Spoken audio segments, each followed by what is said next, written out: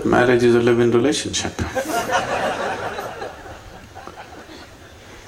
So, isn't marriage a live-in relationship? Are they living separately? There are some marriages like that, I know, but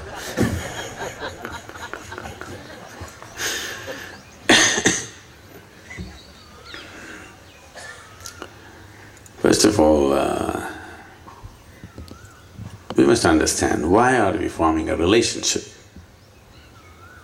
Right now, this in your language, the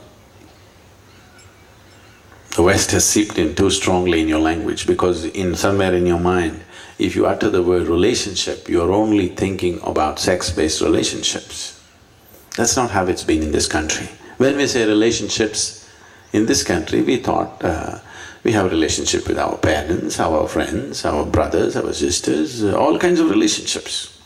But if you go in the West and you say a relationship, it means body-based relationship.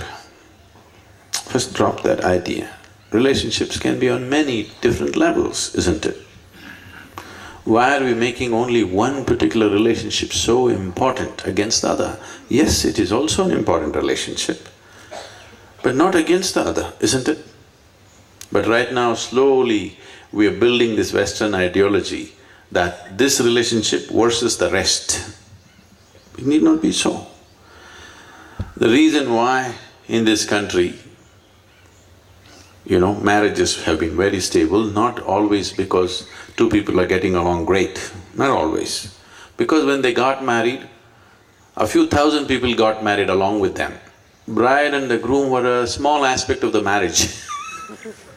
There are so many other people involved.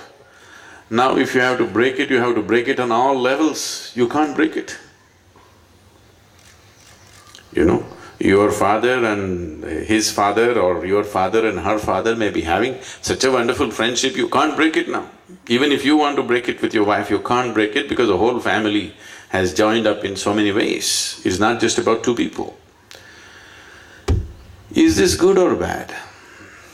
See, in the course of living together, people, today you got into some kind of situation in the evening. Today you thought, this is it, I don't want to see your face again, finished. But tomorrow morning you're again in love. Hasn't this happened to you any number of times? Yes? If there is a whole lot of people around you, when that evening, when that feeling came that I don't want to see your face again, at that moment if you pack up and leave, it's finished. You can't come back tomorrow morning. But now there's a whole lot of situation that you can't leave. You stayed on, tomorrow morning everything is wonderful. Unfortunately, most human beings are still like this, isn't it? They can't be so aware and every day they can manage everything beautifully. That's not how it's going, life, isn't it so? Ugly things happen, isn't it, in beautiful relationships? Don't they happen? Even in most beautiful relationships, ugly incidents are happening, isn't it so? To sustain those moments of ugliness, you need some support system. If there's just two idiots are there, they'll break. So, once children come, it gets a little more difficult. But before that, all the others are important. So, what is this new thing about live-in and marriage? So what you're saying is, I'll walk out whenever I feel like it, isn't it? That's not good for anybody. This is a huge load on human consciousness. There is no emotional security. I think United States of America, just recently, I was addressing a group of people just a week ago, and I was telling them one big reason, they were talking about the economic meltdown, why are we not productive, why is it that this has happened? I said, one important thing is there's no emotional security for the man and the woman. You go out, when you come back, you don't know whether your home will be there or not. You don't know whether your wife will be waiting for you or not. This is there on most people's minds, at least 50% of the people's minds. With this level of insecurity, your husband goes to the office, you don't know whether he'll come back or go away with the secretary. When this emotional insecurity is there, you cannot focus on anything. People cannot be productive when there is no stable emotional situation for themselves.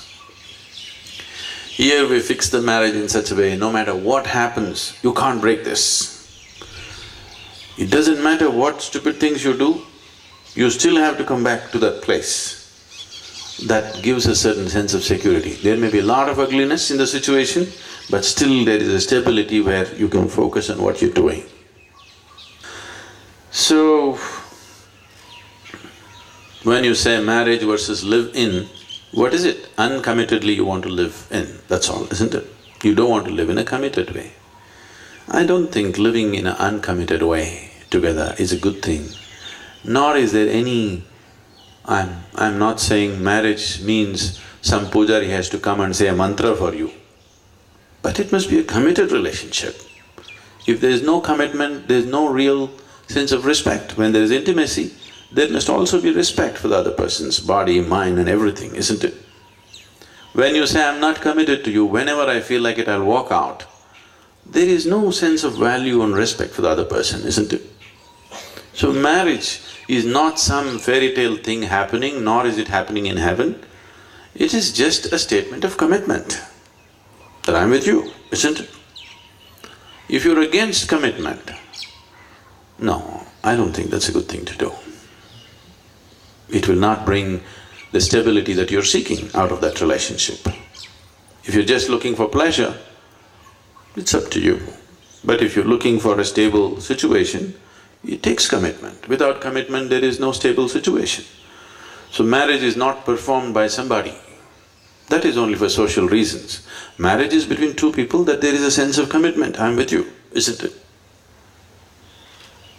Whether we actually go through a ceremony or do not go through a ceremony could be a choice. But I don't think there is a choice about whether we are committed to each other or not. Then you will never know the joy of being together. It'll always be a calculation, isn't it? It'll always be a calculation, isn't it? What can I get out of you, what can you… Once there is what can I get out of you, a relationship cannot be beautiful.